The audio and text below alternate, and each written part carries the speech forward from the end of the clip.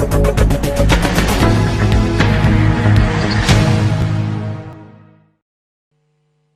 Hind sir. माननीय प्रधानमंत्री जी, मैं अतुल करवल, निदेशक सरदार वल्लभ भाई पटेल राष्ट्रीय पुलिस अकादमी, तमाम अकादमी परिवार और यहां उपस्थित सभी अधिकारियों की तरफ से आपका हार्दिक स्वागत और अभिनंदन करता हूं। हम सभी आपके हार्दिक आभारी हैं कि आपने अपने अति व्यस्त दिनचर्या में से इस वार्तालाप के लिए हमें समय उपलब्ध किया। इस वार्तालाप में उपस्थित अन्य महोदय, गृह मंत्री श्री अमित शाह, राज्य स्तर के मंत्री श्री जी किशन रेड्डी, डॉक्टर जितेंद्र सिंह और गृह सचिव श्री अजय भल्ला का भी मैं हार्दिक स्वागत करता हूं और आभार प्रकट करता हूं। आपको जानकर खुशी होगी कि भारतीय पुलिस अकादमी उन गिनती की संस्थाओं में रही जिसने कोरोना वायरस के दरमियान भी, लॉकडाउन के समय भी अपनी ट्रेनिंग की तमाम गतिविधियां जारी रखी और एक समय पे कुल 300 आईपीएस अधिकारी यहां ट्रेनिंग में रहे। यह प्राप्ति के लिए हमें गृह मंत्रालय से भरपूर योगदान मिला।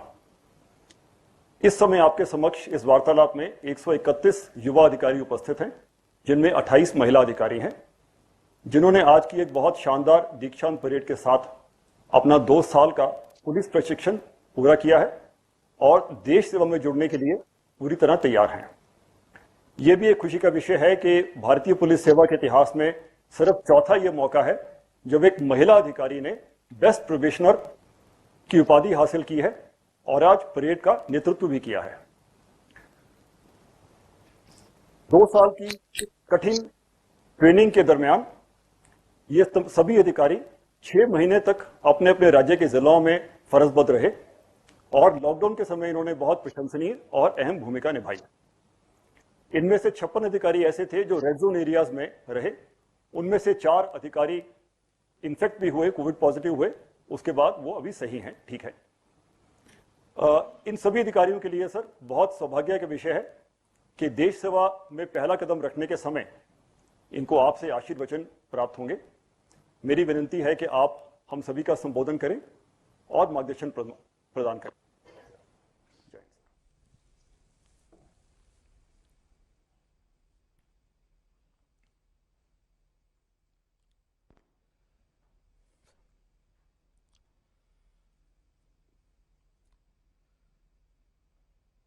दीक्षांत परेड समारोह में मौजूद केंद्रीय मंत्रिपरिषद के मेरे सहयोगी श्रीमान अमित शाह जी, डॉक्टर जितेंद्र सिंह जी, जी किशन रेड्डी जी, सरदार वल्लभ भाई पटेल राष्ट्रीय पुलिस अकादमी के अधिकारीगण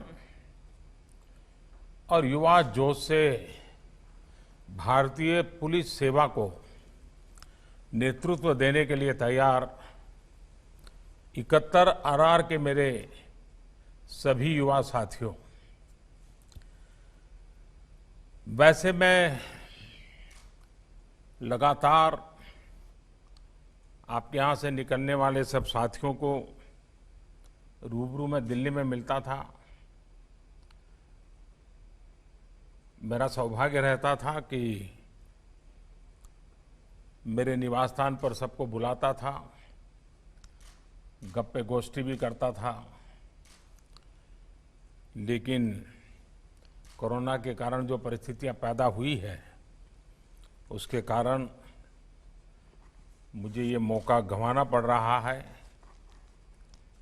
लेकिन मुझे पक्का विश्वास है कि कार्यकाल के दरमियान कभी न कभी आप लोगों से भेंट हो ही जाएगी। मैं सबसे पहले तो आप सबसे कुछ सुनना चाहूंगा। अगर आप में से कोई साथी कुछ कहना चाहते हो, कुछ पूछना चाहते हो, तो जरूर हम बात करें।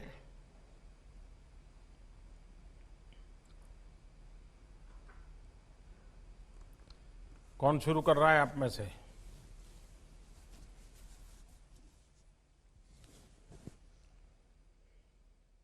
Jain sir. जय Hind. I'm Kiran Shruti sir. I'm from Tamil Nadu sir. I've done my engineering sir, and I'm from Tamil Nadu cadre sir. In my cadre, I generally found among the police profession there is a lot of stress and mental stress sir. So in Tamil Nadu, what they have done is they have introduced a program called well-being program sir. So all the police personnel from constables to the DG, they undergo mandatory counseling sir.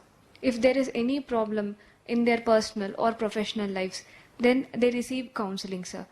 Because of this, all they find that their stress is reduced, and they find that they are able to do their work with much more energy sir, and they find that they are much more enthusiastic, motivated and happy to do the job.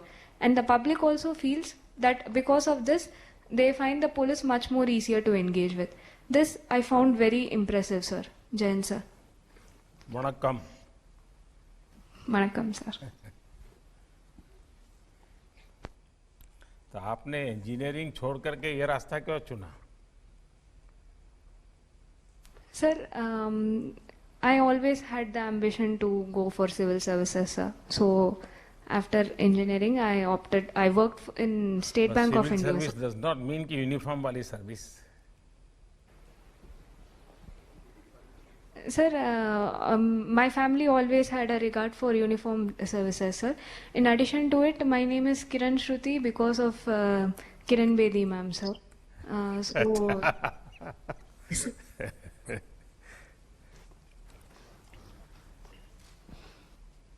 आपने एक नया विषय बताया, मुझे लगता है जो बाकी आपके साथी हैं उनको भी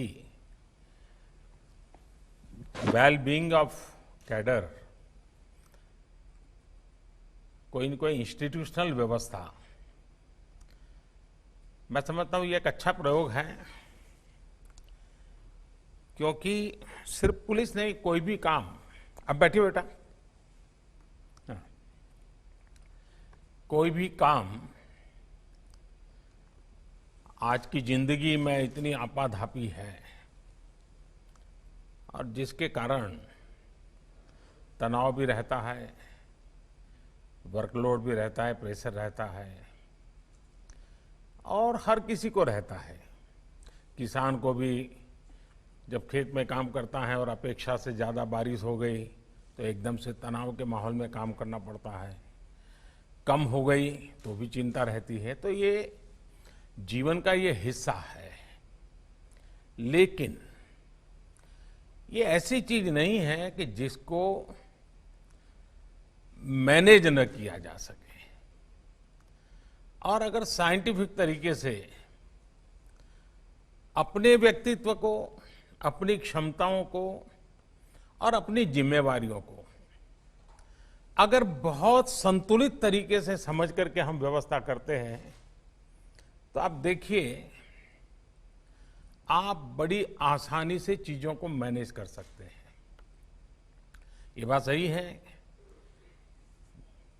कि आप लोगों का क्षेत्र ऐसा है कि जिसमें अनएक्सपेक्टेड बहुत कुछ आ जाता है और उसके लिए खुद को हमेशा तैयार रखना पड़ता है और इसके लिए रेगुलरली ट्रेनिंग होना जरूरी है। मैं आप लोगों से आग्रह करूंगा कि आप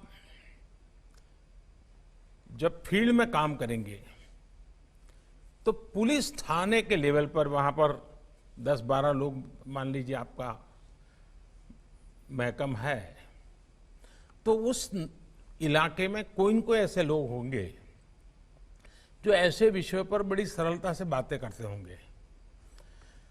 कभी 15 दिन में एक बार, कभी महीने में एक बार, घंटे भर के ऐसे महापुरुष को बुला लिया। अच्छे टीचर हो सकते हैं, कोई और अच्छे ज्ञाता हो सकते हैं, और वे आकर के ऐसे विषयों पर आपसे गपशप करें, बातें करें। बार बार आपको स्मरण होगा कि हम अपने आप को कैसे ढाल सकते हैं, मैनेज कर सकते हैं अपनी व्यवस्थाओं को। दूसरा, जीवन में मैं हमेशा तनावपूर्ण जीवन जीने वालों को हमेशा आग्रह करता हूं योगा, प्राणायाम, ये बहुत ही सिद्ध, अब तो आपको वहां पर मजबूरन भी किया करना पड़ा होगा, सुबह उठ उठ करके जाना भी पड़ा होगा। मैंने भी उस मैदान में योगा किया हुआ है जिस मैदान में आप लोग करते हैं। आपने अनुभव किया होगा कि अगर मन से करते हैं, पूरा मन उसमें जोड़ देते हैं, ये कितना बेनिफिट करता है। और तब जाकर के आपको ये तनाव कभी महसूस नहीं होगा, काम कितना ही होगा, आप हमेशा प्रसन्न और आनंदित होंगे। लेकिन मुझे अच्छा लगा कि आपने तमिलनाडु में इसकी एक इंस्टीट्यूशनल व्यवस्था के विषय में परिचय करवाया। और कोई?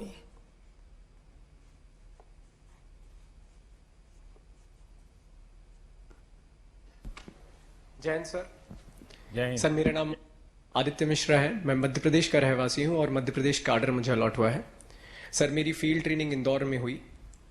सर मैं अपने फील्ड एक्सपीरियंस को खाकी वर्दी जो इसको हम बड़े गर्व से पहनते हैं उससे जोड़ के देखता हूं।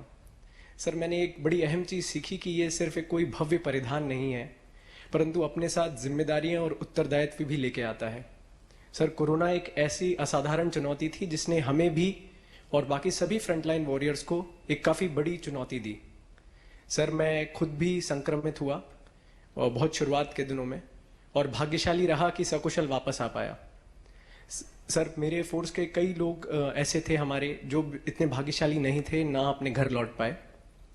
सर उसमें एक अहम चीज़ जो मुझे समझ में आई कि सर जब भी इतनी कठिन ड्यूटी करते हैं, अपने घर परिवार के बारे में नहीं सोचते, अपने स्वयं के सेहत के बारे में नहीं सोचते, तो उनके मन में कहीं पीछे एक विश्वास होता है कि अगर हमें कुछ हो जाएगा तो उसके बाद सरकार तथा पुलिस विभाग हमारे परिवार की देखभाल करेगा।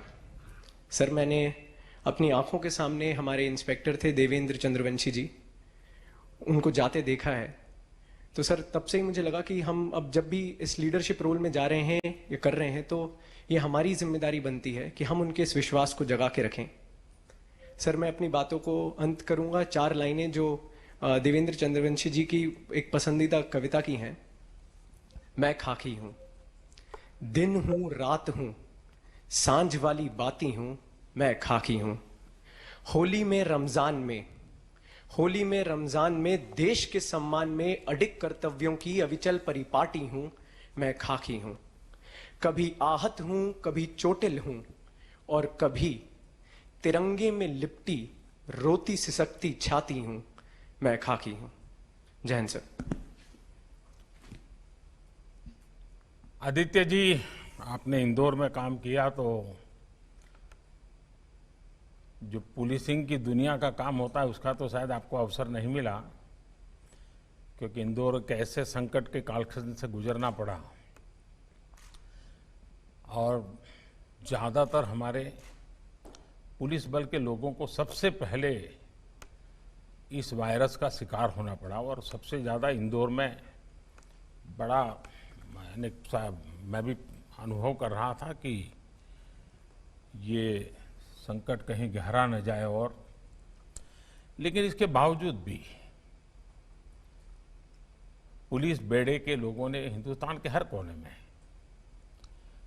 इस सारी परिस्थिति में जो काम किया है,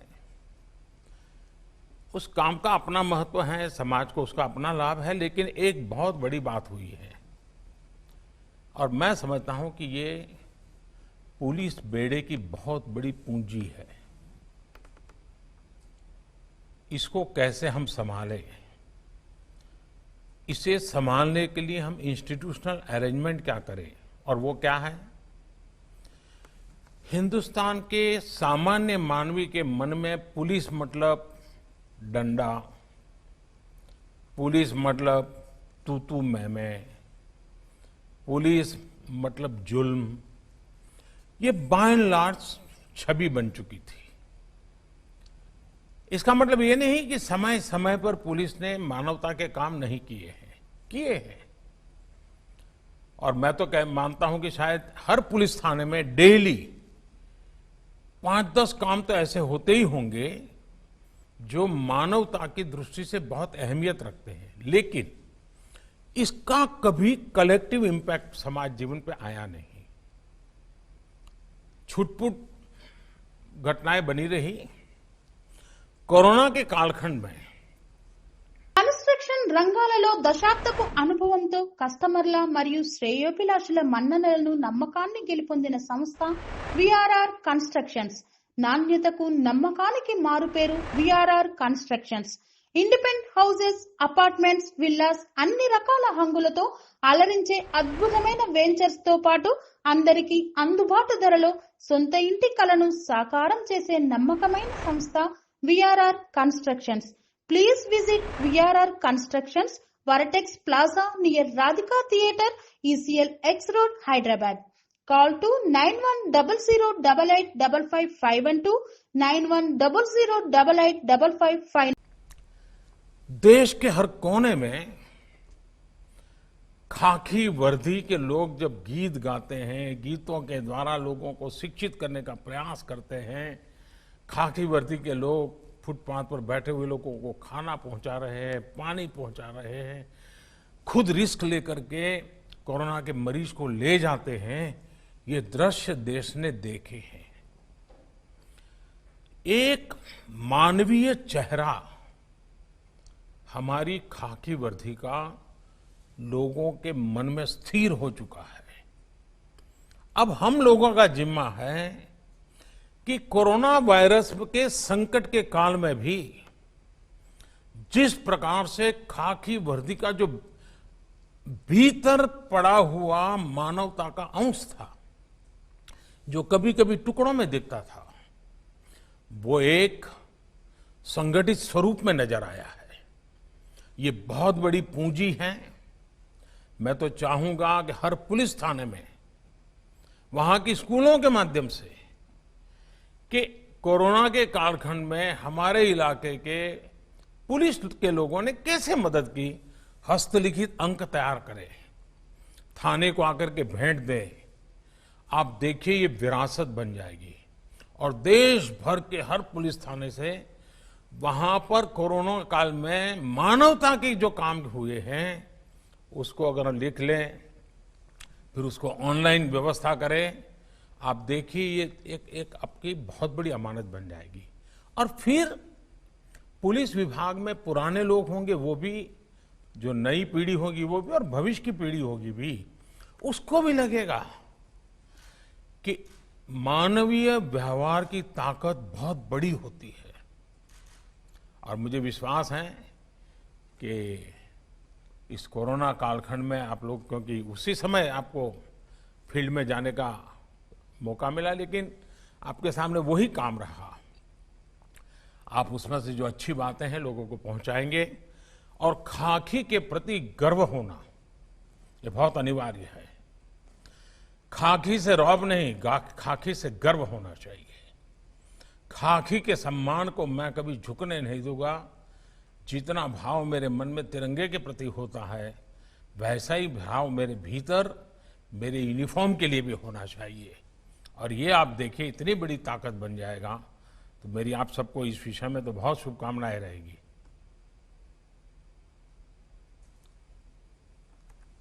नेक्स्ट। जय हिंद सर। जय हिंद भैया। सर मेरा नाम पार्थप्रतिम दास है। मैं जोरहाट डिस्ट्रिक्ट असम से रहने वाला हूँ। मुझे असम मेघालय कैडर एलोकेट हुआ है। मैंने कंप्यूटर इंजीनियरिंग एनआईटी सूरत से किया है। फेज़ 1 के ट्रेनिंग के बाद मैंने डिब्रूगढ़ डिस्ट्रिक्ट में अपनी डिस्ट्रिक्ट प्रैक्टिकल ट्रेनिंग ख़त्म की है। और कोरोना आउटब्रेक के बाद सर जब भारत सरकार ने मूवमेंट ऑफ स्ट्रैंडेड पैसेंजर्स का गाइडलाइंस निकाला था, तब मुझे डिप्यूट किया गया था कोकराझार में, आसाम बंगाल बॉर्डर में, लोगों के मूवमेंट को मैनेज करने के लिए।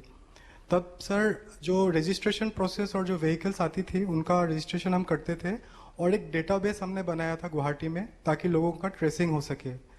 सर वहाँ पे कुछ चैलेंजेस जो हमने फेस किए हैं, लोग हज़ारों किलोमीटर साइकिल से चल के वहाँ आते थे, तो वहाँ पे हमने काफ़ी अच्छी सर्विस प्रोवाइड की थी। लोगों को खाना पहुँचाया था। जो चल के आए थे उनको बसेस में रेस्पेक्टिव रीजनल ट्रेनिंग सेंटर्स में हमने भेजा था। और सर उस वक्त पुलिस वालों को भी काफ़ी अच्छे से ब्रीफ करना पड़ा था, क्योंकि हम खुद भी इन्फेक्ट हो सकते थे, बल्कि कुछ लोग वहाँ से इन्फेक्ट हुए भी थे सर। और सर ये जो लोग आए थे, कुछ लोग स्टूडेंट्स भी थे जो 1 महीने के से ज़्यादा फंस चुके थे लॉकडाउन के वजह से, सब घर वापस आ रहे थे। एक बहुत अच्छा सेटिस्फेक्शन मिला सर कि स्टार्ट ऑफ द करियर में मुझे ऐसा मौका मिला। और सर ये एक पूरा टीम एफर्ट है जिसमें ड्राइवर्स, कांस्टेबल्स, होमगार्ड्स सबका इक्वल कंट्रीब्यूशन था। सबने दिल खोल के लोगों को हेल्प किया जो तनाव में थे, मुश्किल में थे। और सर ये एक हम एज ए 71 आवर बैच आपको सर एश्योर करते हैं कि आने वाले टाइम में भी हम सर ऐसे ही ड्यूटी करते रहेंगे सर। क्या शुभ Thank नाम you, sir. बताया आपका? सर पार्थ प्रतिम दास सर। दास सूरत में कितना समय रहे? सर 4 साल इंजीनियरिंग की थी सर। तो सूरत का खाना मिस करते होंगे? Yes sir, vada pav sir miss करता हूँ। आसाम और सूरत की कॉमन चीज पता है क्या है?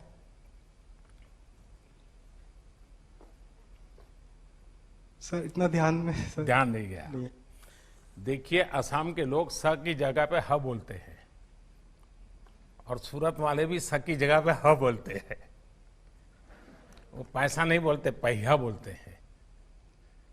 जैसे आप असम को अहम बोलते हैं तो वे भी स को ह बोलते हैं। तो अगर आपको सुरती लोगों से बात करने का मौका मिला होगा और जब सूरत से आप असम जब भी छुट्टियों में गए होंगे तो जो सूरत को जानते होंगे जरूर आपको पूछते होंगे कि सूरत का खाना इतना तारीफ होती है, तो कभी कुछ ले जाते थे कि नहीं? कुछ कुछ ले जाता था सर, खाकड़ा, एक पापड़ी, ये सब लेके जाता था सर घर पे। देखिए, आपने सही कहा। आपको जाते ही एक जो प्रवासी मजदूर और बाकी लोग थे उनकी सेवा करने का मौका मिला। कभी कभार लेफ्ट, राइट, बाएं, दाएं, उसमें लीडरशिप करना एक अलग प्रकार की क्वालिटी लगती है और पुलिस को ज्यादातर उस प्रकार की लीडरशिप का अनुभव आता है। लेकिन जब इस प्रकार के काम में जुड़ते हैं जिसमें बाएं दाएं कम होता है, अपनी बुद्धि शक्ति से और विश्वास से समस्या का समाधान करना होता है और उस समय लीडरशिप देना बहुत ही अनेक गुणों की आवश्यकता को अनुभव कराता है। और इसलिए मेरा पक्का विश्वास है कि संकट के कालखंड में आपको जाने का जो मौका मिला है, सामान्य स्थिति में गए होते तो आप थाना, ड्यूटी, एफआईआर, कानून, इश्यूज, इसी में उलझ जाते। मैं मानता हूं ये भी आपके जीवन में एक अवसर था कि सीधा आपको समाज जीवन के उन संकट काल से जुड़ना पड़ा और आपने उसमें समाधान करने का प्रयास किया। और मुझे विश्वास है कि आप तो टेक्नोलॉजी के बैकग्राउंड के हैं, आपने उस सेवा के काल में टेक्नोलॉजी का भी भरपूर उपयोग किया होगा। टेक्नोलॉजी के माध्यम से व्यवस्थाओं को विकसित करना, लोगों को काम बांटना, उसका रिपोर्टिंग करना, एनालिसिस करना, ये जरूर आपने अच्छे ढंग से किया होगा। तो अब आसाम की सेवा और सूरत का रंग भर करके आगे बढ़िए आप। बहुत शुभकामनाएं दास। Thank you.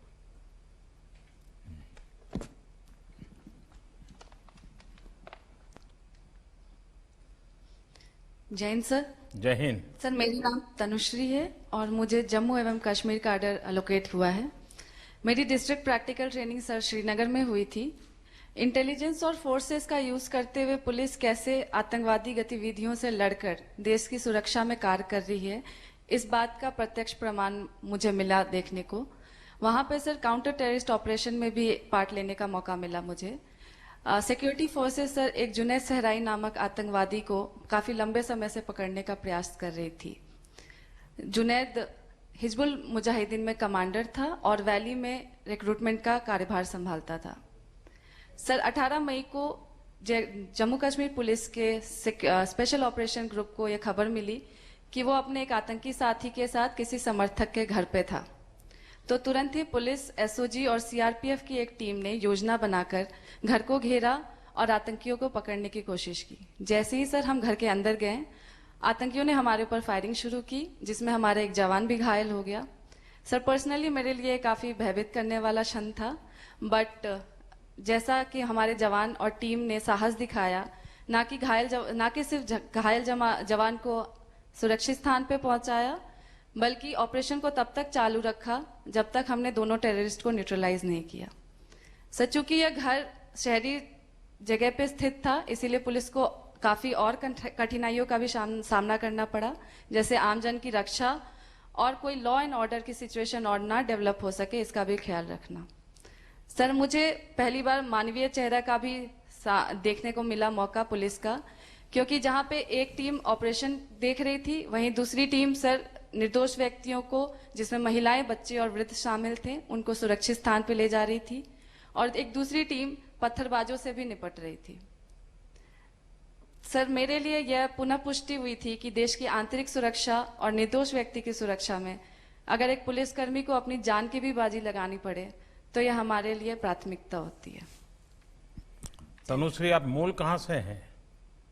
सर मैं बिहार से हूँ सर। और पढ़ाई क्या हुई आपकी?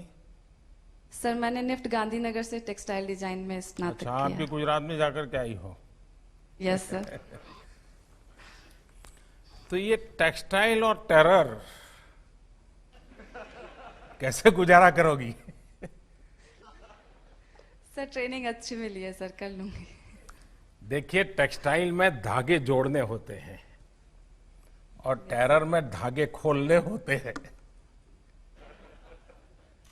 तो बहुत ही तो अलग अलग पहलू के काम करने पड़ेंगे आपको। Yes sir. चलिए, मैं थोड़ा पुलिसिंग के सिवाय, अब मेरा मन करता है मैं आपसे बात करूं। ये ठीक है कि जो हम रोज अखबार में पढ़ते हैं, लगातार टेरर की घटनाएं, वही मेन न्यूज होते हैं। इसके सिवाय भी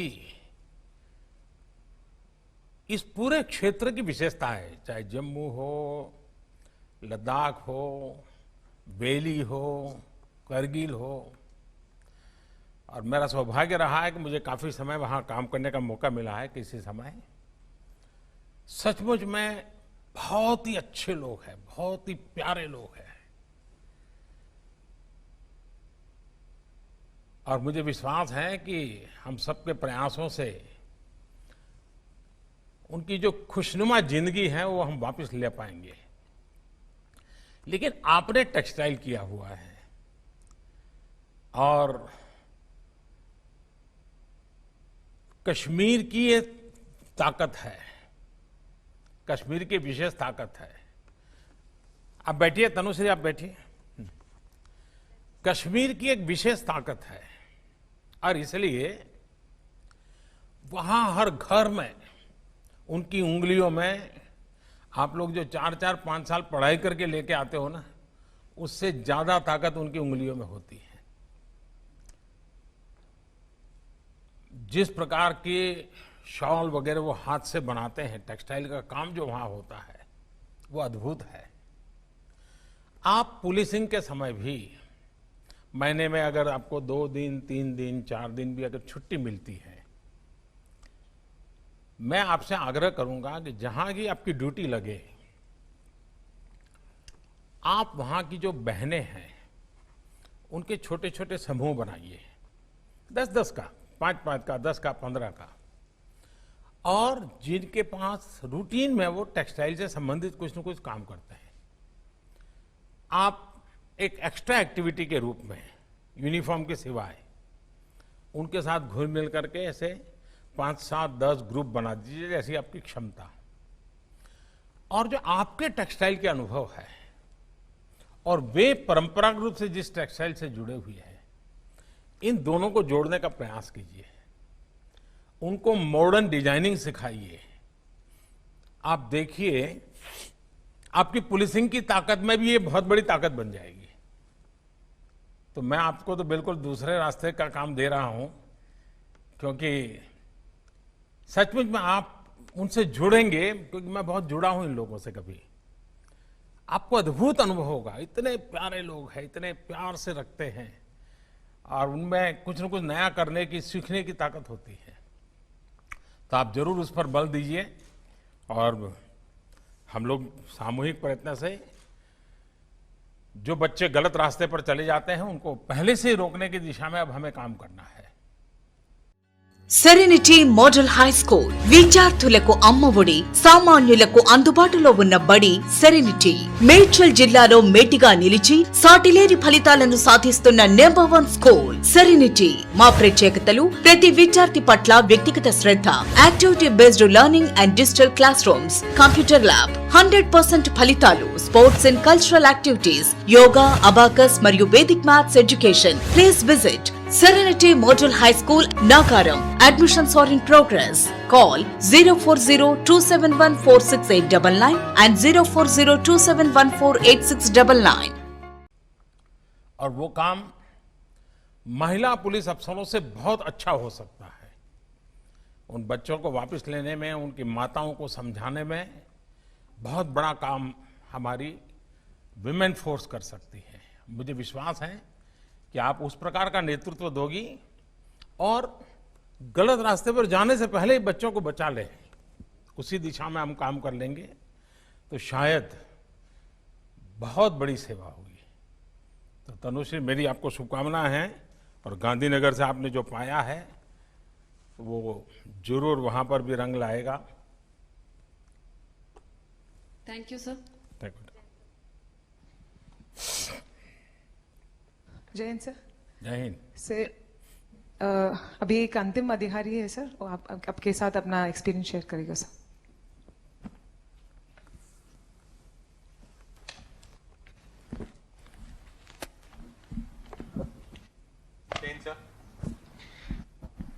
सर, मैं ओम प्रकाश जाट राजस्थान के नागौर जिले का निवासी हूं सर, और मुझे गुजरात कैडर आवंटित हुआ है। और कोरोना महामारी के दौरान मेरी फील्ड ट्रेनिंग गुजरात के वलसाड जिले में हुई थी सर। सर, इस महामारी के दौरान हमने देखा आपने ये तनुश्री और दास के पास से गुजरात जान लिया कि नहीं जान लिया? सर जाना सर, जो है मैंने खुद भी जाना, इनसे भी जाना और मेरे गुजराती दोस्तों से भी जाना सर। अच्छा। सर, इस महामारी के दौरान क्योंकि वलसाड एक प्रमुख औद्योगिक केंद्र है तो बहुत सारे माइग्रेंट वर्कर्स वहां रहते थे सर। तो इन माइग्रेंट वर्कर्स को ना सिर्फ स्वास्थ्य संबंधी चुनौतियों का सामना करना पड़ा था, बल्कि इनको बेरोजगारी और भूखमरी का भी संकट इन पर आया था।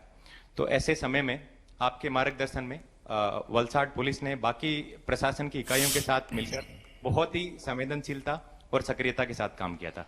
सर, इसमें मैंने ये सीखा कि एक खाकी के पीछे छुपा हुआ एक संवेदनशील इंसान मुसीबत के समय बियॉन्ड कॉल ऑफ ड्यूटी जाकर जनता की हर तरह की समस्याओं का समाधान करने के लिए 24 घंटे तत्पर रहता सर।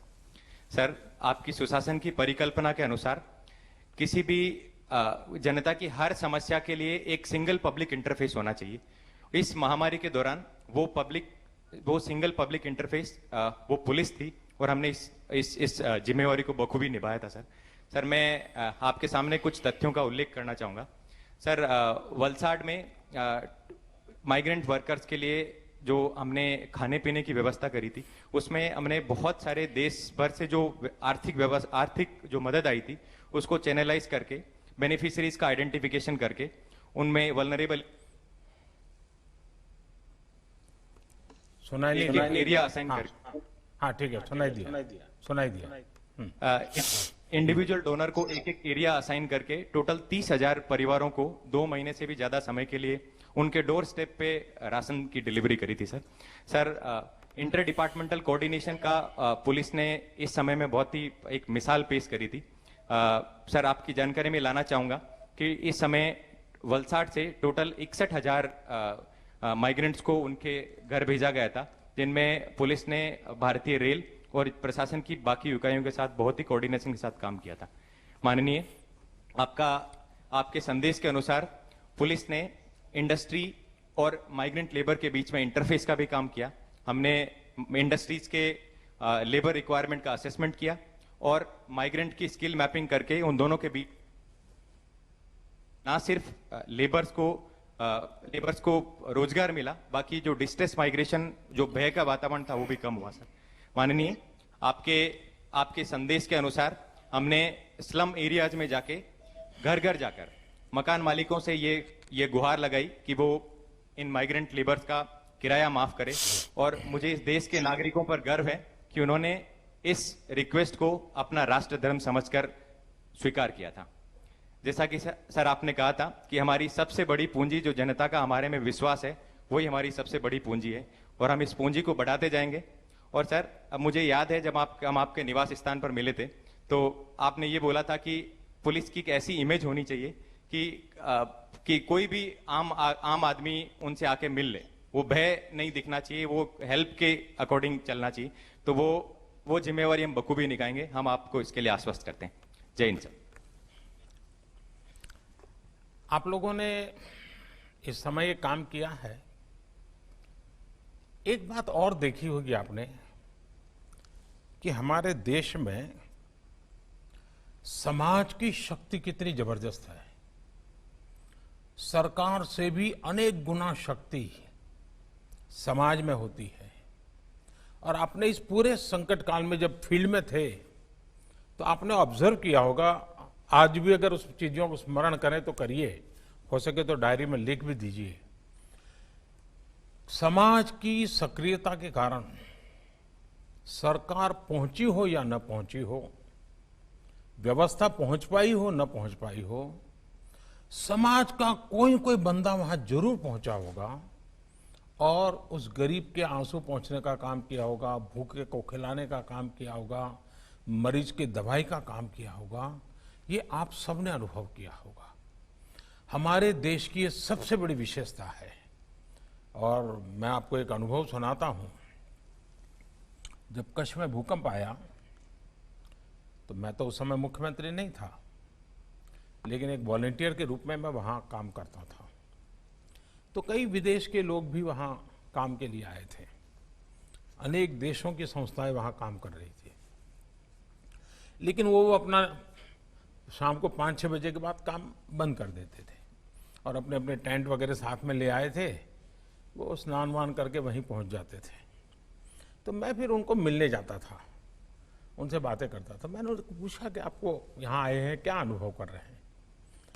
एक बड़ा इंटरेस्टिंग विषय उन्होंने बताया कि आप हम उसके पहले टर्की में भूकंप हुआ था, उसमें से कुछ लोग टर्की से भी होकर के आए थे, कुछ लोगों का अन्य देशों का भी अनुभव था। तो कह रहे थे अब हम दुनिया में कई देशों में ऐसे जब संकट होते हैं हम पहुंचते हैं, वॉलंटरी सेवाएं करते हैं और वहाँ पर या तो रेड क्रॉस एनजीओ के रूप में काम करता है या कोई वर्ल्ड हेल्थ ऑर्गेनाइजेशन के लोग होते हैं और ज़्यादातर उन्हीं के आसपास सब चीज़ें चलती। बोली यहाँ तो हम देख रहे हैं हर गली मोहल्ले में कोई एनजीओ है, कोई खाना पका रहा है, खाना पहुँचा रहा है, कोई बीमारों की चिंता कर रहा है। बोले इतना सिविल सोसाइटी का संगठित रूप में कंट्रीब्यूशन, ये हमारे लिए अचरज है। मेरा कहने का तात्पर्य यह है कि हमारे देश में हम शासन व्यवस्था में जनशक्ति को जितना जोड़ने की आदत डालेंगे, इवन इन पुलिसिंग, आप देखिए हमारी सरलता भी बहुत बढ़ जाएगी, हमारे विश्वास का व्याप भी बढ़ेगा और हम बहुत ही कम एफर्ट से मैक्सिमम रिजल्ट ले पाएंगे। और उसमें हिस्सेदार होने वाला हर नागरिक ये सक्सेस को अपनी सक्सेस मानेगा। जब ये स्थिति बनती है तब शासन में बैठे हुए अधिकारियों की, हमारे मुलाजिमों की ताकत अनेक गुना बढ़ जाती है। और इसलिए इसमें से एक चीज भी हम अनुभव करें कि समाज की शक्ति का हमेशा आदर करें, समाज की शक्ति को जानने का प्रयास करें, समाज की शक्ति को जोड़ने का प्रयास करें। हमारे ही काम के अनुकूल समाज में ऐसी कौन सी सकारात्मक शक्तियां हैं, सात्विक शक्तियां हैं। ऐसा ना हो कि हम हर गुने में जो पंच चाहिए तो ये फालतू पंच उठा के लाते हैं और वही हमारे परिचित रहें, वो इनसे बैठना उठना हो। इस दुनिया से बचना है, लेकिन समाज की शक्ति की ओर देखेंगे तो हमें बहुत लाभ मिलेगा। मुझे अच्छा लगा कि आपने वलसाड़ में रहते हुए इस चीज़ों को अनुभव किया है। साथियों, मुझे जैसे बताया गया कि आप आखिरी व्यक्ति थे, तो काफ़ी कुछ बातें तो मैंने अपने संबोधन में बातचीत में कुछ विचार तो रख ही दिए हैं, लेकिन एक बात निश्चित है कि अब तक आप एक ट्रेनी के रूप में काम करते हैं। आपको लगता है कि एक शेल्टर है, एक प्रोटेक्टिव एनवायरनमेंट में आप काम कर रहे हैं।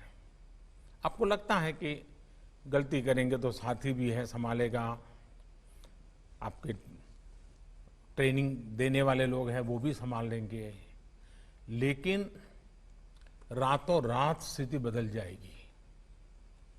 जैसे ही यहां से आप बाहर निकलोगे, आप प्रोटेक्टेड एनवायरनमेंट में नहीं होंगे। सामान्य मानवी आपको नए हो, अनुभव अभी हुआ नहीं है, कुछ नहीं समझेगा। वो तो ये समझेगा कि भाई आप तो यूनिफॉर्म में हैं, आप तो साहब हैं, मेरा ये काम क्यों नहीं हो रहा है? अरे आप तो साहब हैं, आप ऐसे कैसे करते हो? यानी आपकी तरफ देखने का नजरिया बिल्कुल बदल जाएगा। ऐसे समय आप किस प्रकार की अपने आप को कैसे प्रस्तुत करते हैं, कैसे आप अपने आप को वहां से कार्यरत करते हैं, इसको बहुत बारीकी से देखा जाएगा। मैं चाहूंगा कि आप इसमें शुरू के कालखंड में जितने ओवर कॉन्शियस रहे जरूर रहे, क्योंकि first impression is last impression. अगर आपकी एक छवि शुरू में ऐसी बन गई कि भाई ये तो इस प्रकार के अफसर हैं, फिर आप कहीं पर भी ट्रांसफर करोगे, वो आपकी छवि आपके साथ ट्रैवल करती जाएगी, तो आपको उसमें से बाहर आने में बहुत समय जाएगा। आप बहुत केयरफुली ये कोशिश कीजिए। दूसरा, समाज व्यवस्था का एक दोष रहता है। हम भी जब चुन करके दिल्ली में आते हैं तो दो चार लोग हमारे आसपास ऐसे ही चिपक जाते हैं, पता ही नहीं होता ये कौन है, और थोड़े दिन में सेवा करने लग जाते हैं। साहब गाड़ी की जरूरत है तो बता देना, व्यवस्था कर दूंगा। पानी की जरूरत है तो बोलिए साहब ऐसा करो, अभी तो आपको खाना नहीं होगा, ये भवन का खाना अच्छा नहीं है, चलिए मैं नजदीक में यहाँ खाना है, मैं ले आऊँ क्या? पता ही नहीं होता ये सेवादार कौन आ जाते हैं। आप भी जहाँ जाएंगे जरूर ऐसी एक टोली होगी जो शुरू में आपको भी जरूरत होती है कि कोई नए हैं, इलाका नया है, और अगर उस चक्कर में फंस गए तो फिर निकलना बहुत मुश्किल हो जाएगा।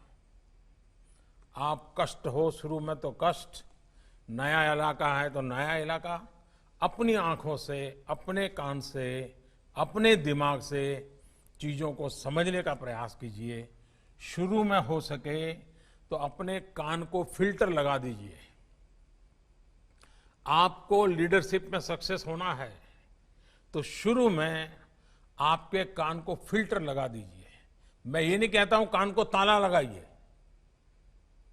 मैं फिल्टर लगाने के लिए कह रहा हूं। इससे क्या होगा कि जो जरूरी चीजें हैं, जो आपकी कैरियर के लिए, आपकी ड्यूटी के लिए, एक इंसान के नाते, वो फिल्टर की हुई चीजें जब आपके दिमाग में जाएगी, आपको बहुत काम आएगी।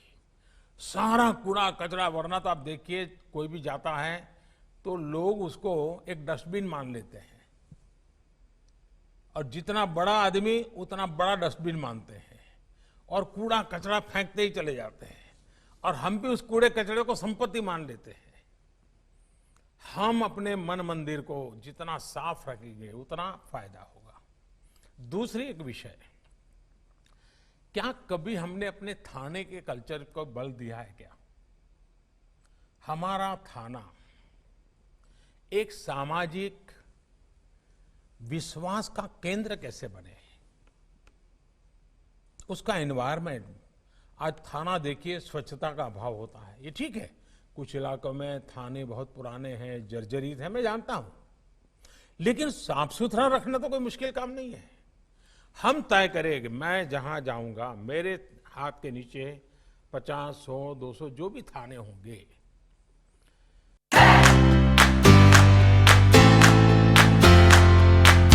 నాణ్యత నాణ్యతకు నమ్మకానికి మారుపేరు Sai Mahendra traders wholesale and retail మరియు కిరాణా జనరల్ స్టోర్. మా వద్ద అన్ని రకాల నిత్యావసర సరుకులు సరసమైన ధరలకే లభించును.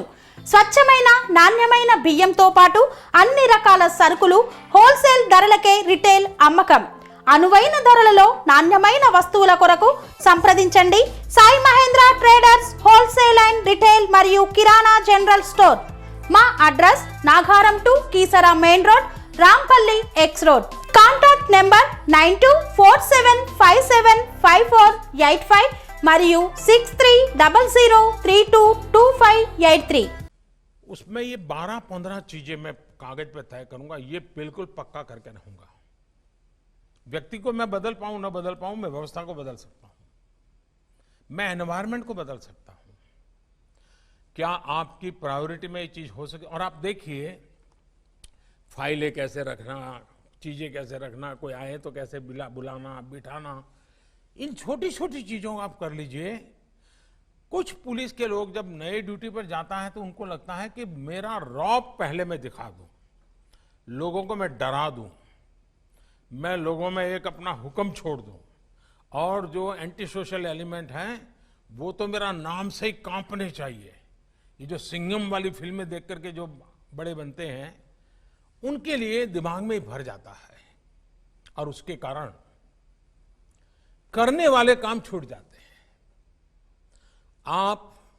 आपके हाथ के नीचे अगर 100 लोग 200 लोग हैं, 500 लोग हैं, उनमें क्वालिटेटिव चेंज कैसे आए, एक अच्छी टीम कैसे बने, आपकी सोच के अनुसार अच्छा आप देखिए, आपको देखने का तरीका बदल जाएगा. सामान्य मानवीय पर प्रभाव पैदा करना है कि सामान्य मानवीय में प्रेम का सेतु जोड़ना है, तय कर लीजिए. अगर आप प्रभाव पैदा करेंगे तो उसकी उम्र बहुत कम होती है, लेकिन प्रेम का सेतु जोड़ेंगे तो आप रिटायर्ड हो जाएंगे तब भी जहां आपकी पहली ड्यूटी रही होगी, वहां के लोग आपको याद करेंगे कि 20 साल पहले ऐसा एक नौजवान अफसर हमारे यहाँ आया था, भाषा तो नहीं जानता था, लेकिन जो उसका व्यवहार था लोगों के दिलों को जीत लिया था. आप एक बार जन सामान्य के दिल को जीत लेंगे, बदल जाएगा. एक पुलिसिंग में मान्यता है. मैं जब नया नया सीएम बना तो गुजरात में दिवाली के बाद नया साल होता है, तो हमारे यहाँ एक फंक्शन छोटा सा होता है जिसमें पुलिस के लोगों से दिवाली मिलन का कार्यक्रम होता है और मुख्यमंत्री उसमें रेगुलर जाते हैं. मैं भी जाता हूं. जब मैं जाता था, पहले जो मुख्यमंत्री जाते थे वो जाकर के मंच पे बैठते थे और कुछ बोलते थे और शुभकामनाएं देके निकल जाते थे. मैं वहां जितने हूं उनको मिलता था. तो मैं शुरू में जब गया तो वहां जो पुलिस के अधिकारी थे उन्होंने मुझे रोका, बोले साहब सबसे हाथ क्यों मिला रहे हैं आप, मत मिलाइए. अब उसमें कांस्टेबल भी होते थे, छोटे मोटे हर प्रकार के मुलाजिम होते, और करीब 100-150 का गैदरिंग होता था. मैंने कहा क्यों? अरे बोले साहब के तो हाथ ऐसे होते हैं कि आप हाथ मिलाते मिलाते तो शाम को आपका हाथ सूजन आ जाएगी और ट्रीटमेंट करनी पड़ेगी. मैंने कहा ये क्या सोच है आपकी? वो भी तो समझता है कि मैं जिससे मिल रहा हूं उसका हाथ बड़ा सामान्य है तो मैं उससे प्यार से मिलूंगा, लेकिन एक सोच पुलिस है मतलब ऐसा ही होगा, वो गाली बोलेगा, वो तू तू करेगा, फटकारेगा. ये कल्पना गलत है जी. इस कोरोना कालखंड के अंदर ये जो यूनिफॉर्म में बनी बनाई जो छवि है वो पुलिस रियल में नहीं है. वो भी एक इंसान है, वो भी अपनी ड्यूटी मानवता के हित के लिए कर रहा है. ये जन सामान्य में भरेगा हमारे अपने व्यवहार से. हम अपने व्यवहार से ये पूरा कैरेक्टर कैसे बदल सकते हैं. उसी प्रकार से मैंने देखा है कि आमतौर पर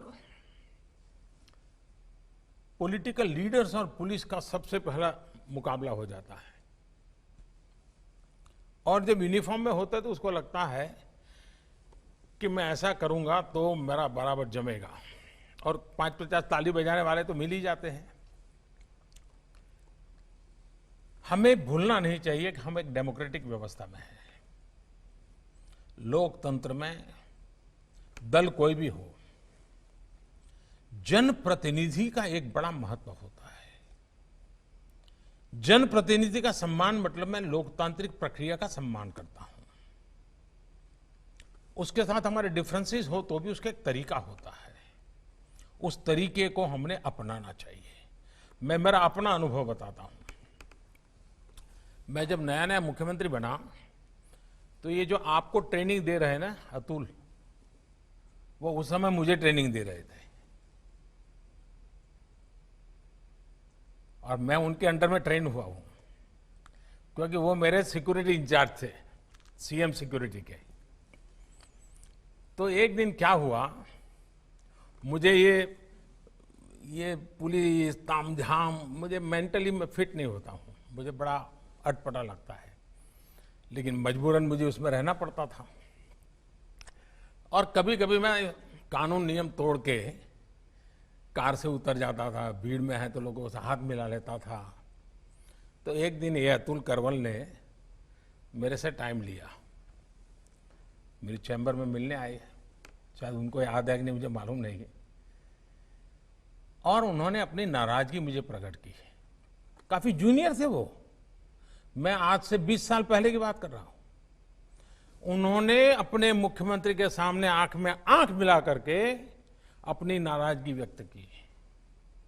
उन्होंने कहा, साहब आप ऐसे नहीं जा सकते, कार में से आप अपनी मर्जी से नहीं उतर सकते, आप ऐसे भीड़ में नहीं जा सकते। मैंने कहा, मेरी जिंदगी के तुम मालिक हो क्या तुम तय करोगे क्या मुझे क्या करना क्या नहीं? वो जरा भी हिले नहीं, मैं उसके सामने बोल रहा हूं आज, वो जरा भी हिले नहीं, डिगे नहीं। उन्होंने मुझे साहब कहा, साहब आप व्यक्तिगत नहीं हो, आप राज्य की संपत्ति हो और मेरी इस संपत्ति को संभालना जिम्मेवारी है। आपको नियमों का पालन करना होगा, ये मेरा आग्रह रहेगा और मैं नियमों का पालन करवाऊंगा। मैं कुछ नहीं बोला। लोकतंत्र का सम्मान भी था, जनप्रतिनिधि का सम्मान भी था, लेकिन अपनी ड्यूटी के संबंध में बहुत ही पोलाइट वर्ड में अपनी बात बताने का तरीका भी था। मेरे जीवन के वो बिल्कुल शुरुआती कालखंड थे मुख्यमंत्री के नाते। वो घटना आज भी मेरे मन पर स्थिर क्यों है? क्योंकि एक पुलिस अफसर ने जिस तरीके से और जिस दृढ़ता से और लोकतंत्र में जनप्रतिनिधि के महत्व को समझते हुए बात रखी थी, मैं मानता हूं हर पुलिस का जवान ये काम कर सकता है, हर कोई कर सकता है। हमें इन बातों को देखना होगा। एक और विषय है, देखिए इन दिनों टेक्नोलॉजी ने बहुत बड़ी मदद की है। ज्यादातर हमें जो काम पहले हमारी कांस्टेबलरी लेवल की जो इंफॉर्मेशन होती थी, इंटेलिजेंस होती थी, उसी से पुलिसिंग का काम अच्छे ढंग से होता था। दुर्भाग्य से उसमें थोड़ी कमी आई है। इसमें कभी भी कॉम्प्रोमाइज मत होने देना। कांस्टेबलरी लेवल की इंटेलिजेंस पुलिसिंग के लिए बहुत आवश्यक होती है जी। इसमें कभी कमी भी मत आने देना। आपको अपने एसेट्स, अपने रिसोर्स, इसको जितना पनपा सकते हैं पनपा पर थाने के लोगों को बल देना चाहिए, उनको प्रोत्साहित करना चाहिए। लेकिन इन दिनों टेक्नोलॉजी इतनी बड़ी मात्रा में सरलता से उपलब्ध है, इन दिनों जितने भी क्राइम डिटेक्ट होते हैं उसमें टेक्नोलॉजी बहुत मदद कर रही है। चाहे सीसीटीवी कैमरा फुटेज हो, चाहे मोबाइल ट्रैकिंग हो, आपको बहुत बड़ी मदद करते हैं, अच्छी चीज है। लेकिन इन दिनों जितने पुलिस के लोग सस्पेंड होते हैं उसका कारण भी टेक्नोलॉजी है, क्योंकि वो कहीं बदतमीजी कर देते हैं, कुछ गुस्सा कर देते हैं, कहीं बैलेंस खो देते हैं, कभी आवश्यकता से अधिक कुछ कर देते हैं और दूर कोई वीडियो उतारता है, पता ही नहीं होता है। फिर वो वीडियो वायरल हो जाता है, फिर इतना बड़ा मीडिया का प्रेशर बन जाता है और वैसे भी पुलिस के खिलाफ बोलने के लिए ज्यादा लोग मिल ही जाते हैं। आखिरकार सिस्टम को उनको कुछ दिन के लिए तो सस्पेंड करना ही पड़ता है, पूरी कैरियर में धब्बा लग जाता है। जैसे टेक्नोलॉजी मदद कर रही है, टेक्नोलॉजी मुसीबत भी कर रही है और पुलिस को सबसे ज्यादा कर रही है। आपको ट्रेन करना होगा लोगों को, टेक्नोलॉजी का सकारात्मक अच्छे से अच्छा ज्यादा से ज्यादा उपयोग कैसे हो, इस पर बल देना चाहिए। और मैंने देखा कि आपकी इस पूरी बैच में टेक्नोलॉजी के बैकग्राउंड वाले लोग बहुत हैं। आज इंफॉर्मेशन की कमी नहीं है जी, आज इंफॉर्मेशन का एनालिसिस और उसमें से सही चीज निकालना, बिग डाटा और आर्टिफिशियल इंटेलिजेंस, सोशल मीडिया, ये चीजें अपने आप में आपके एक नए हथियार बन गए हैं। आपको अपनी टोली बनानी चाहिए, अपने साथ काम करने वाले लोग उनको जोड़ना चाहिए और आपको, और जरूरी नहीं है कि हर कोई बड़े टेक्नोलॉजी का एक्सपर्ट हो। मैं एक उदाहरण बताता हूं। जब मैं सीएम था तो मेरी सिक्योरिटी में एक कांस्टेबल था, कांस्टेबल या उससे थोड़ा ऊपर का होगा, मुझे याद नहीं है। भारत सरकार, यूपीए गवर्नमेंट थी और एक ईमेल, वो ईमेल करेक्ट नहीं हो रहा था और भारत सरकार के लिए चिंता का विषय था कि इस मामले में, तो ये चीजें अखबार में भी आई। मेरी टोली में एक सामान्य 12वीं कक्षा पढ़ा हुआ नौजवान था, उसने इसमें रुचि ली और आप हैरान हो जाएंगे, उसने उसको क्रैक किया और उस समय शायद गृह मंत्री चिदम्बरम जी, उन्होंने उसको बुलाया, उसको सर्टिफिकेट दिया। यानी कि कुछ ऐसे लोग होते हैं जिनके पास कुछ विधा होती है, हमें इनको ढूंढना चाहिए, इनका उपयोग करना चाहिए और उनको काम में लगाना चाहिए। अगर ये आप करते हैं तो आप देखिए, ये आपके नए शस्त्र बन जाएंगे, ये आपकी नई शक्ति बन जाएगी। अगर आपके पास 100 पुलिस का बल है, इन साधनों पर अगर आपकी ताकत आ गई, इंफॉर्मेशन के एनालिसिस में टेक्नोलॉजी का उपयोग किया, आप 100 नहीं रह जाएंगे, हजारों में तब्दील हो जाएंगे, इतनी ताकत बढ़ जाएगी। आप उस पर बल दीजिए। दूसरा, आपने देखा होगा कि पहले नेचुरल कैलेमिटीज होती थी, बहुत बाढ़ आ गई, भूकंप आ गया, कोई बहुत बड़ा एक्सीडेंट हो गया, साइक्लोन आ गया, तो आमतौर पर फौज के लोग वहां पहुंचते थे और लोगों को भी लगता था भाई चलिए फौज के लोग आ गए हैं, अब इस मुसीबत में से निकलने के लिए हमको बहुत बड़ी मदद भी, एक बड़ा स्वाभाविक बन गया था। पिछले कुछ वर्षों में एसडीआरएफ और एनडीआरएफ के कारण हमारे पुलिस बल के ही जवान हैं, उन्होंने जो काम किया है और जिस प्रकार से टीवी की ध्यान भी उन्हीं लोगों पे, उनका एक स्पेशल यूनिफॉर्म बन गया है और पानी में भी दौड़ रहे हैं, मिट्टी में भी दौड़ रहे हैं, पत्थरों पर काम कर रहे हैं, बड़ी बड़ी शिलाएं उठा रहे हैं, इसने एक नई पहचान बना दी है पुलिस विभाग की। मैं आप सबसे आग्रह करूंगा कि आप अपने इलाके में, अपने क्षेत्र में एसडीआरएफ और एनडीआरएफ के काम के लिए जितने ज्यादा टोलियां अपनी तैयार कर सकते हैं करनी चाहिए, आपके पुलिस बेड़े में भी और उस इलाके के लोगों में भी। अगर आप नेचुरल कैलेमिटीज में जनता की मदद करने में पुलिस बल की, क्योंकि ड्यूटी तो आपकी आ ही जाती है, लेकिन ये अगर महारत है तो बड़ी आसानी से इस ड्यूटी को आप संभाल सकते हैं और इन दिनों इसकी रिक्वायरमेंट बढ़ती चली जा रही है। और थ्रू एनडीआरएफ, थ्रू एसडीआरएफ आप पूरी पुलिस बेड़े की एक नई छवि, नई पहचान आज देश में बन रही है। हम गर्व के साथ आज देश कह रहा है कि देखिए भाई, इस संकट की घड़ी में पहुंच गए, इमारत गिर गई, लोग दबे थे, पहुंच गए, उन्होंने निकाला लोगों को। मैं चाहूंगा कि ऐसे अनेक ऐसे क्षेत्र हैं जिसमें आप लीडरशिप दे सकते हैं। आपने देखा होगा ट्रेनिंग का बहुत बड़ा महत्व होता है, हम ट्रेनिंग को कभी कम मत आगे। ज्यादातर हमारे देश में सरकारी मुलाजिम के लिए ट्रेनिंग को पनिशमेंट माना जाता है। ट्रेनिंग यानी कोई निकम्मा अफसर होगा तो उसको ट्रेनिंग के काम में लगाया होगा, ऐसी इंप्रेशन बन जाती है। हमने ट्रेनिंग को इतना नीचे कर दिया है, वो हमारी सारी गुड गवर्नेंस की समस्याओं की जड़ में है और उसमें से हमको बाहर आना होगा। देखिए, मैं अतुल करवाल की दोबारा तारीफ करना चाहूंगा आज। अतुल को उसका वो भी टेक्नोलॉजी बैकग्राउंड के हैं, एवरेस्ट हो आए हैं, बड़े साहसिक हैं।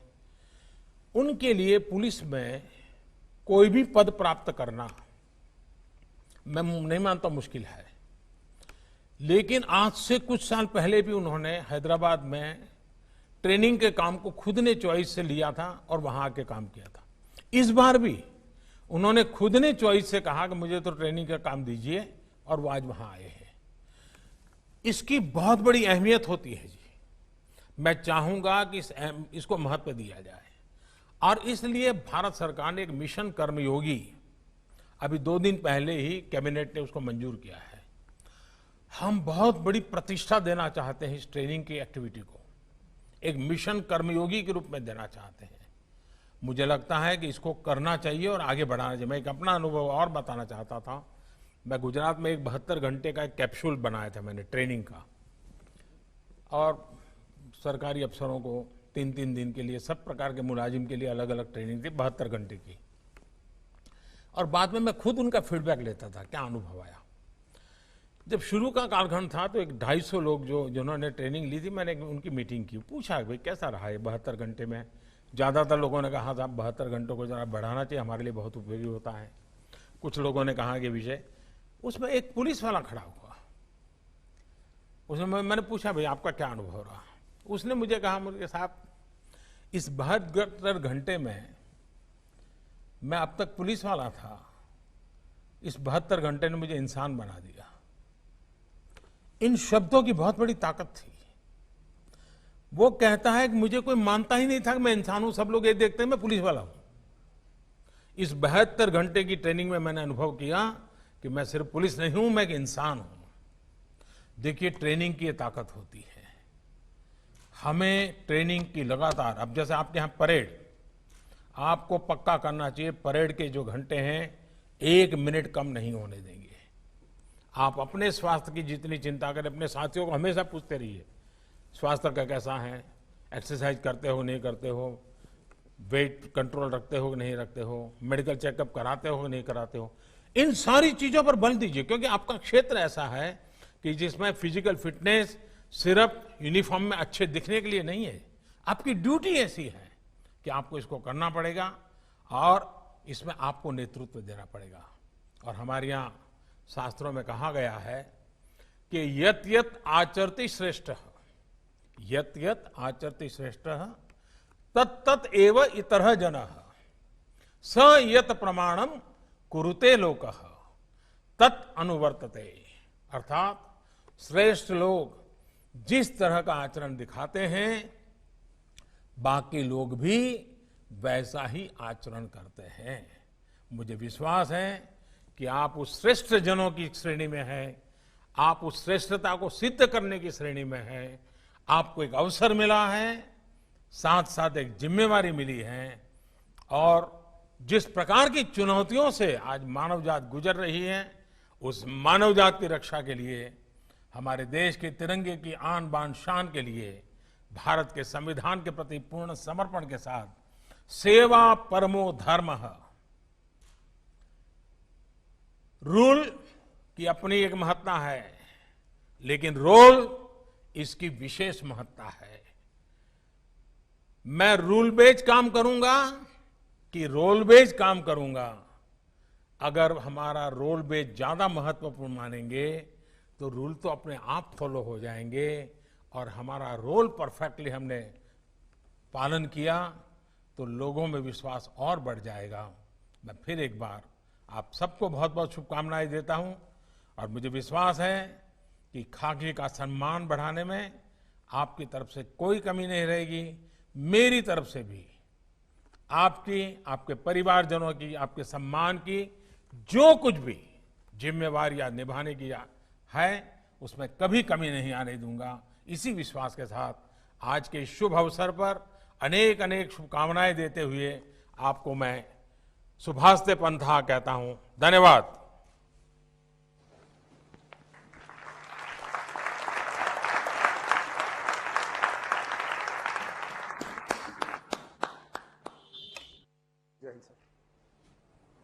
थैंक यू भैया। सर 1 मिनट अगर हो तो मैं कुछ कहना चाहूंगा। सर आपने उस वाकये की याद की। सर मुझे उस समय बहुत डर लग रहा था कि बहुत डांट पड़ेगी मुझे लेकिन आपकी समझ, आपका बड़प्पन कि आपने उसको इतनी उदारता से लिया, और मैंने उन समय में आपके साथ जो समय गुजरा सर, उस समय बहुत कुछ सीखा। छोटे से छोटे आदमी की, अदने से अदने आदमी की कैसे कदर करनी है, कैसे ध्यान रखना है, मैंने देखा और सीखा। मैं बहुत तहे दिल से शुक्रगुजार हूं सर कि आपने इतना समय हमको दिया, और बहुत मूल बातें जो हैं कि अच्छा इंसान बनना ज़रूरी है, इंसान की कदर करना ज़रूरी है, समाज की ताकत का हम इस्तेमाल कर सकते हैं, उसको एक अच्छे काम के लिए हम इन्वॉल्व कर सकते हैं। बहुत बड़ी बातें सर आपने जो उनको कही हैं, मुझे आश्वासन है कि ये अपने काम में ज़रूर शामिल रखेंगे। और अगर आपकी अनुमति हो तो एक युवा अधिकारी हैं जो एक आभार विधि देना चाहेंगे सर। जरूर जरूर दीजिए। जय हिंद सर।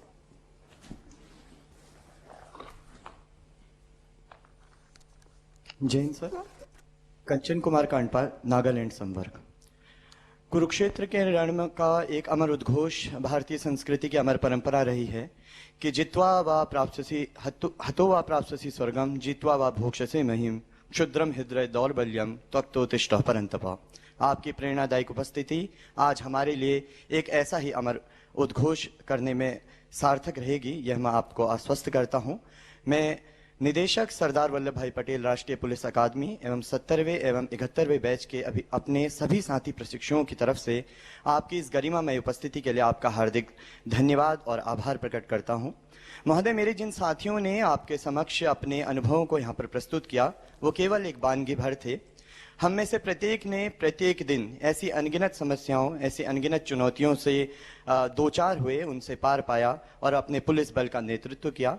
मैं आपको आश्वस्त करता हूं कि आज की इस दीक्षांत शपथ में निष्काम कर्म की जो प्रेरणा, जो सीख और जो शपथ हमने ली है, उसको पूर्ण सेवा भाव, पूर्ण मनोयोग के साथ लेकर के हम आगे चलेंगे। इस खाकी के प्रति समग्र निष्ठा और इस मातृभूमि के प्रति समग्र समर्पण का संदेश जो आज आपने हमें दिया है, उसे हमारा बैच निरंतर आगे लेकर चलेगा। अपने समग्र बैच की तरफ से यही संदेश या यही एक ध्येय वाक्य मैं आपके समक्ष प्रस्तुत करना चाहूंगा कि मेरे मस्तक के सिंहासन पर भारत माता आसीन रहे, मैं सदा देशभक्त रहूं, यह देश सदा स्वाधीन रहे। पुनश्च आपकी गरिमा में उपस्थिति के लिए हार्दिक धन्यवाद। जय हिंद। थैंक यू भैया।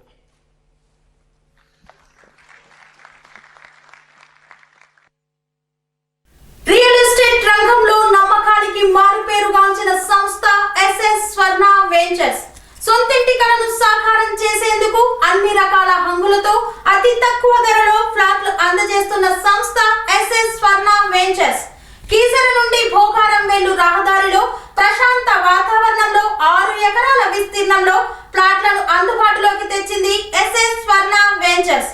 అన్ని సౌకర్యాలు అతి చేరువలో, అతి తక్కువ ధరలో అందరికీ అందుబాటులో గల ఈ అవకాశాన్ని వినియోగించుకునేందుకు వెంటనే సంప్రదించండి, మంచి ఫ్లాట్లను ఎంచుకోండి। ప్లీజ్ కాంటాక్ట్ 9030232291 మరియు 949137